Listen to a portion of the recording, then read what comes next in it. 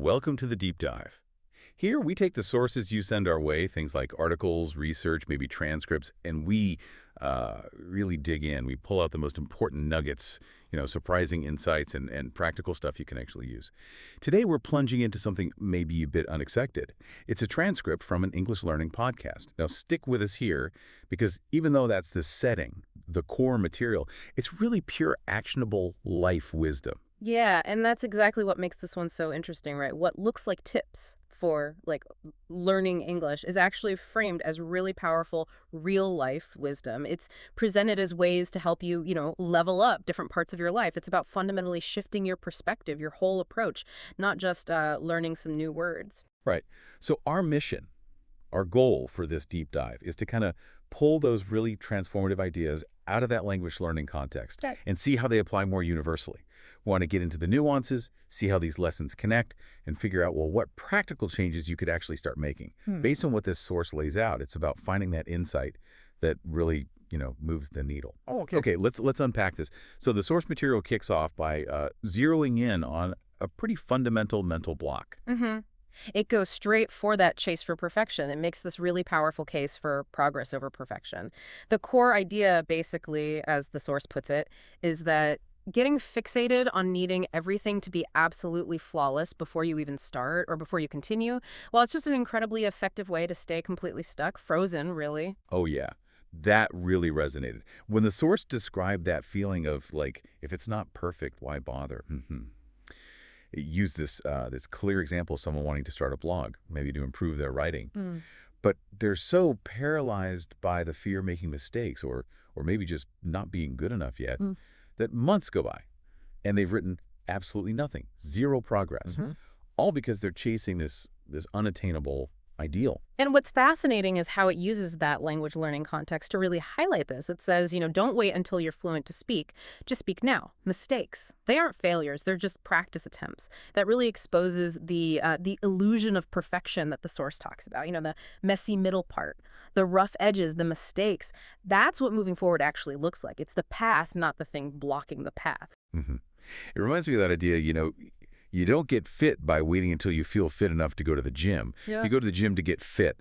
The source makes a really compelling point here, focusing on just getting a little bit better, celebrating those tiny wins like understanding one sentence or using a new word correctly. That feels exponentially better. Yeah. And it's way more productive than just being stuck in that, what is it, analysis paralysis. Absolutely. And the shift, moving away from chasing some impossible perfect state and just simply taking action, that leads pretty naturally into the next powerful idea the source digs into. And it's all about where we decide to put our energy and attention. Oh, this one feels incredibly relevant right now. Yeah. Presence over distraction. The source points out, we live in a world basically designed to pull us in a million different directions at once. Phones, notifications, constant demands. You can be physically there in a situation, but your mind, it's scattered everywhere else. Yeah, the source uses this perfect analogy. It's like trying to multitask by, say, listening to a lesson while you're also checking your email, scrolling social media, and thinking about what's for dinner. And the result is inevitable, right? You retain almost nothing. The source compares it to watering 10 plants with just one tiny cup of water. Each plant just gets a few drops, and none of them gets enough to really thrive. Right, exactly. The source argues that real engagement, whether you're learning or working or just connecting with another person, it requires focused attention. Yeah. Right here, right now. That's when you actually learn. That's when the connections happen in your brain. And critically, as the source puts it, that's when you retain information. It's not just about being busy. It's about being effective. And focused effort, concentrated effort, beats scattered distraction every single time. And this brings up an important question that the source kind of implicitly asks. How intentional are we really being with our most valuable resources, our time and our attention? There's a practical tip mentioned too, like setting a timer for just a short burst, maybe 15 or 20 minutes, getting rid of distractions, and dedicating that time fully to just one thing. The insight there is that these focused, even if they're brief, periods are just vastly more effective than hours spent kind of half present, half distracted. And here's where it gets really interesting. When you start actually practicing presence, really engaging with the moment, you inevitably start noticing things you were missing before. The small successes, the good interactions, maybe just simple pleasures. And this shift in awareness, it flows naturally into the next lesson. Gratitude. Gratitude. The source positions gratitude as an active shift in perspective. It's about consciously deciding to move away from focusing on what's missing or what went wrong, Yeah. and instead acknowledging and appreciating what you do have right now, even simple things. Finishing a small task, learning something new, enjoying a quiet moment. Yeah, the source suggests this practice can really change your energy, your mood. It Hmm. helps you feel more content, maybe less stressed. It's about learning to uh, reframe Mm. your situation, as they put it. Gratitude isn't about pretending problems don't exist or, putting on rose-tinted glasses.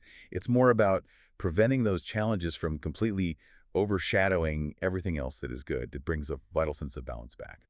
And connecting it back to that learning context, say you're frustrated with your progress learning something. Taking just a moment to genuinely appreciate that you understood that difficult sentence today, or maybe you use that new phrase correctly, that act of noticing progress. It fuels more effort. So, a simple gratitude practice isn't just some feel good exercise. The source implies it's actually a fundamental tool for keeping up motivation and maintaining a positive mindset. And cultivating gratitude, appreciating what you have, that naturally helps loosen the grip of another major energy drain the source talks about, Yep. which is trying to micromanage every single little thing. And this brings us to the powerful lesson of letting go of control. Oh, this is such a challenge for so many people. The source describes it through the lens of being a quote, control freak. It's that constant mental effort, trying to manage every tiny detail, predict every possible outcome, make sure everything unfolds exactly according to plan. But, well, the source highlights a simple truth. Life is inherently unpredictable. Trying to control the uncontrollable, it's just utterly exhausting. They use a really vivid metaphor for this. It's like carrying a really heavy backpack that's absolutely stuffed with things you don't even need, things you can't even use. Letting go of that need to control external factors, stuff outside yourself, it's like finally taking off that backpack. And suddenly you have space, you have energy, and you can actually move forward more easily. Think about it in any learning process, or really any life challenge. You can't control if there's unexpected noise when you're trying to focus, or if someone misunderstands you, or the exact speed of your progress compared to somebody else. You just can't. But, as the source points out, you can control your preparation, your effort, your consistency, and, importantly, your attitude. The insight here is that letting go of what is not yours to control isn't giving up. It's actually an essential act of self preservation. It frees up your valuable energy for the things you can influence. Exactly. And once you start consciously putting down that unnecessary weight, releasing that need to control all the external chaos, something significant happens. You reclaim your energy, your mental clarity, and crucially, you reclaim something the source calls priceless time. Which leads right into the next lesson about time is priceless. Spend it wisely. hmm The source discusses how, maybe for a long time, there was this tendency to treat time as if it were limitless. Constantly saying yes to everything, packing schedules until there was absolutely no breathing room, and then wondering why everything felt like a lush and why burnout was always just around the corner. Yeah, the stark reality highlighted is that unlike money, which, you can potentially earn more of, lost time is just, it's gone forever. So the core message here is about being profoundly intentional with your time, blocking out space for what truly matters, rest, focused work, or learning, connection with people. For any goal, really, including personal growth or mastering a skill, this means allocating focused effort. The source makes it clear you don't necessarily need huge blocks of time. Even 15, 20 minutes of truly focused, distraction-free practice, if you do it consistently, that can absolutely move the needle significantly over time. It's about respecting time's value, setting clear intentions for how you use it, and recognizing the power in using it for intentional growth. And the source encourages giving yourself credit for that effort, too. And protecting that precious time, that energy, well, that often requires actively managing external demands. Which brings us to another life-changing lesson identified in the source, the power of saying no. Yes. This was described as something that's initially uncomfortable for many people. It often stems from a desire not to disappoint others, right? So you say yes to extra work, yes to social things, yes to favors, even when you're feeling totally drained. But the source really emphasizes that constantly saying yes to others often means you're saying a silent and quite detrimental no to yourself, to your own well-being. Right. The insight is that saying yes to everything just leaves you feeling depleted, maybe even resentful, and with Yeah. absolutely no time or energy left for what truly matters to you. The source calls saying no an act of setting boundaries. It's not about being unkind. It's presented as a necessary act of, self-preservation and wisdom. The source uses a powerful metaphor for this too. Saying no is like building a fence around your peace and your energy, not to shut people out entirely, but to create and protect that necessary space for you to thrive, to recover, to learn, to grow. For anyone pursuing a goal, this might mean saying no to activities that just waste time. Or perhaps even more importantly, saying no to that internal critic, that little voice that whispers, don't even try, you might fail. Saying no to that fear allows you to say yes to growth, protecting your peace, your time, your energy. These are depicted as essential acts of showing up for yourself. Hmm. And once you're actively protecting your peace, being intentional with your energy and time, setting those healthy boundaries, the source highlights one final, really transformative principle. Invest in yourself. This might sound simple, but the source describes it as absolutely foundational. There's this crucial realization that comes through in the material. You simply cannot effectively pour from an empty cup. Actively taking care of your own well-being isn't some kind of luxury or a reward you get later. It's the fundamental fuel source for absolutely everything else you want to do or be. Yeah, it's about prioritizing things that genuinely contribute to your physical, mental, and emotional health and growth. Hmm. Whether that's, you know, dedicated time for learning a skill, making sure you get enough rest, making time for a hobby, reading something interesting, or maybe just ensuring you get outside for a walk. The source kind of compares it to maintaining a car. If you Yeah. never service it, well, eventually it's going to break down. Your own your mind and body, it requires regular maintenance too. The source suggests that this could mean actually scheduling time for learning, maybe acquiring resources if you need them, or sometimes just giving yourself permission to rest and recharge so you can show up more effectively tomorrow. The powerful idea here is that any act of deliberately putting time or energy towards your own growth or well-being is an investment.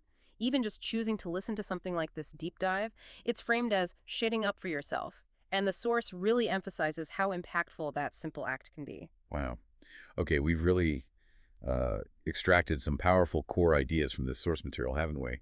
Moving way beyond that initial context to reveal these universal life lessons. Indeed, and the source's underlying message seems pretty clear.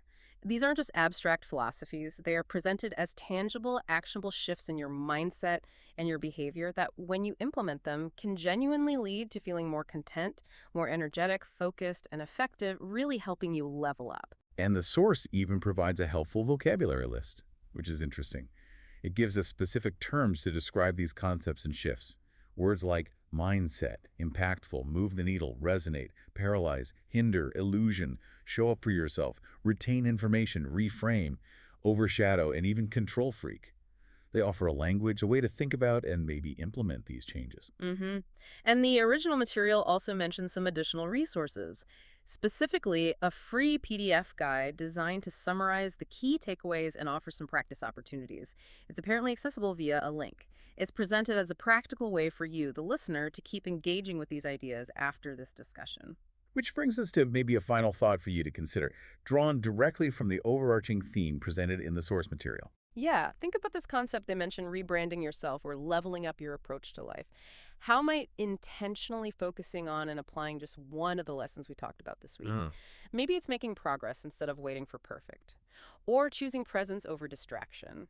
Practicing one small act of gratitude, letting go of a control you're clinging to, spending just 20 minutes of time really wisely practicing saying a needed no, or consciously investing just a moment in yourself. How might just that single intentional shift begin to alter your energy, your perspective, and maybe your capacity to move forward? The source implies the answer is profoundly. Maybe give it a try.